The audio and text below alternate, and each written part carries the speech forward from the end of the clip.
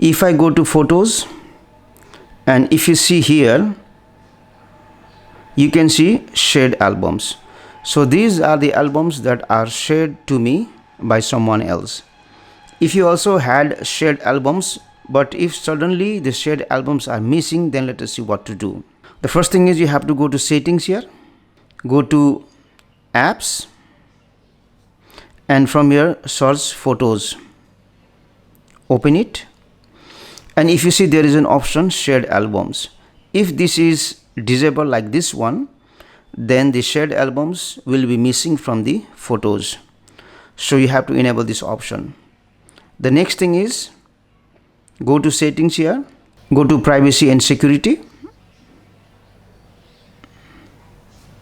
go at the bottom, and there is an option here, lockdown mode.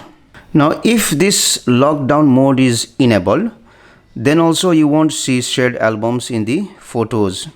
So you have to turn off this lockdown mode, select turn off and restart. You have to enter the passcode of your iPhone and let the phone restart.